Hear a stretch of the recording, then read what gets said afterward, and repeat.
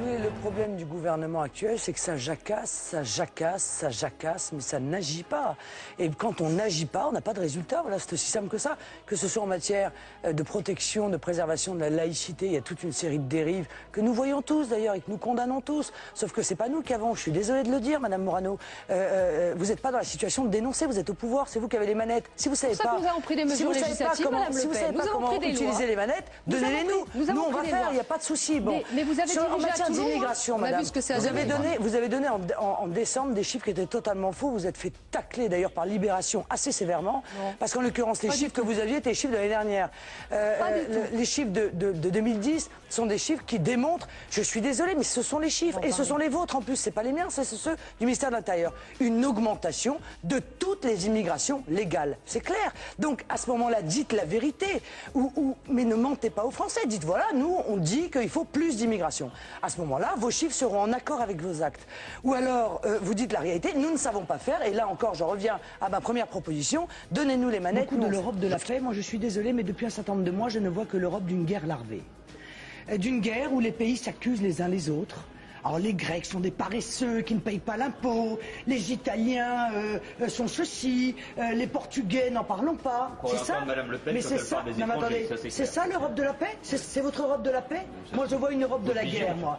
Et M. Morin, il est encore en train de nous dire qu'il y a les pays du Nord qui sont vertueux, puis les pays du Sud qui seraient en gros des gros paresseux, qui dépensent, qui s'endettent, etc. Ben, moi, il faudrait plus de fraternité en Europe. Non, mais moi cette paix-là, j'en veux pas parce que ça c'est pas la paix, ça c'est la guerre larvée. Boris Boyon, qui sur le site Copain d'avant met une photo de lui, il est ambassadeur de France en Tunisie. Donc ce soir vous demandez sa démission. Et vous êtes bien sûr pour l'honneur et pour la dignité des Français, mais aussi pour la dignité des Tunisiens. Je pense que M. Boyon doit partir.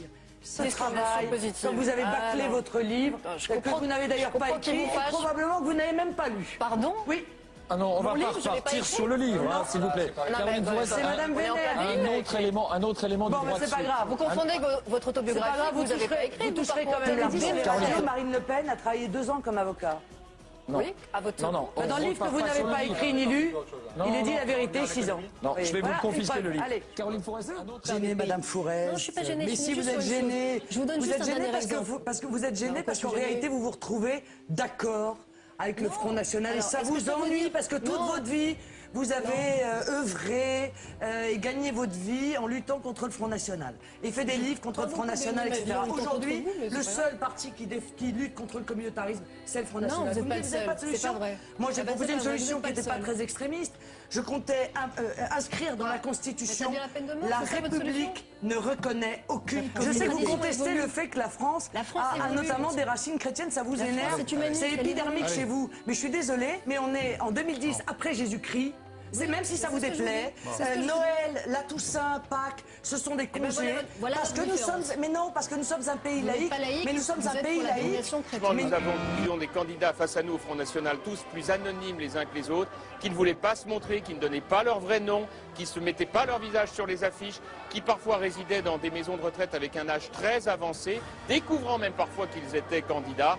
Je crois que vraiment, dans le domaine de la morale, Madame Le Pen pourra sans doute, elle aussi, imaginer balayer devant sa porte. Mais quel mépris de cette classe politique. Quelle arrogance. Cette arrogance et ce mépris, Monsieur Copé, fera que demain vous serez jeté de la vie politique, que les Français vous tourneront le dos. Les candidats du Front National étaient des étudiants, des chômeurs. Ils étaient des mères de famille, des travailleurs, tous ceux à qui vous avez tourné le dos. Ah, c'est pas des énarques, bien sûr. On préfère être entre énarques, entre hauts fonctionnaires, entre apparatchiks à l'UMP. Eh bien, tout ça, c'est fini. Et croyez-moi, ce soir, vous en sentez le goût. Eh bien, aux législatives, vous en sentirez aussi l'odeur. C'est pas une petite France repliée avec une monnaie dévaluée, avec des Français qui auront des brouettes de brouettes. Vous en parlez toujours comme une faiblesse alors qu'elle est une force. C'est vous qui en avez fait une faiblesse, madame. Les lignes Maginot nous a dit l'euro va nous apporter la croissance et l'emploi.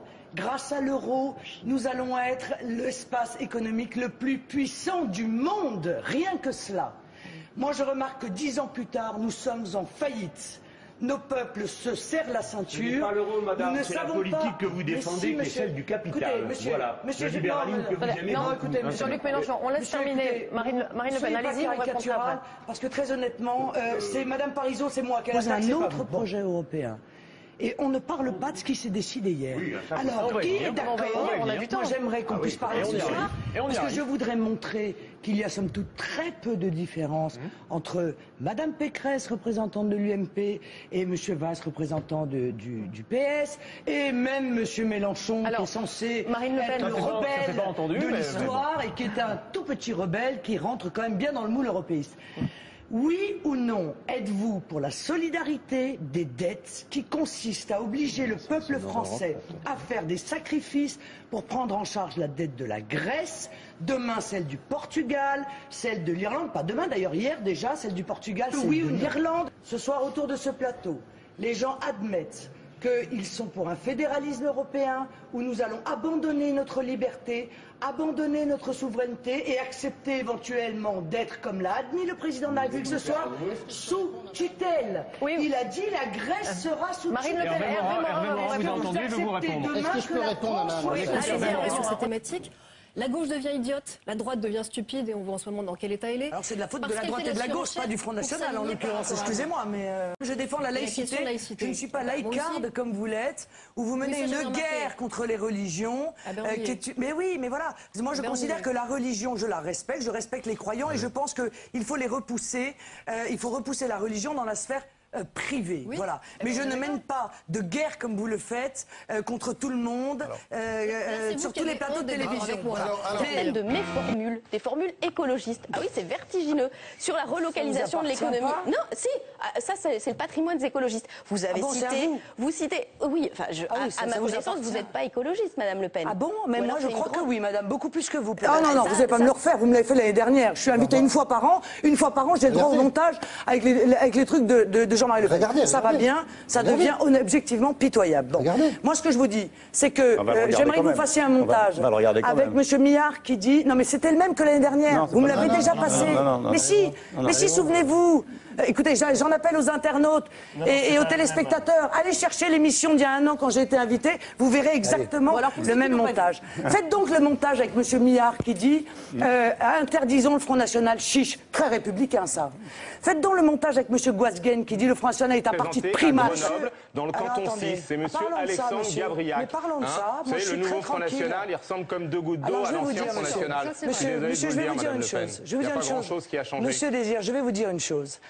Cette personne-là, dans le quart d'heure où cette photo a été révélée, il a été suspendu et il sera exclu du Front National. Très bien, mais monsieur Arlem Désir, dites-moi, il y a une autre personnalité du Front National qu'on connaît très bien pour ses dérapages antisémites, ses propos ignobles sur la Shoah et qui n'a toujours pas été exclu pour la simple raison qu'il est le président d'honneur du Front National. C'est votre père, c'est Jean-Marie Le Pen. Il n'a pas été exclu.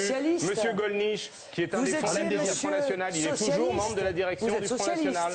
Nous avons été dirigés pendant 14 ans en France par M. Mitterrand, qui a reçu des mains de M. Pétain la plus haute distinction, la francisque, la plus haute distinction du régime de Vichy. Alors vous avez l'indignation à géométrie variable, si je puis me permettre. Parce que je pense que le président de la République a une plus lourde responsabilité dans les amitiés qu'il a continué à avoir avec les collaborateurs de la Seconde Guerre mondiale qu'un jeune qui n'avait même pas 18 ans et qui lui subira les conséquences de son acte. Jean-Luc Mélenchon et ensuite l'histoire, Monsieur Mélenchon.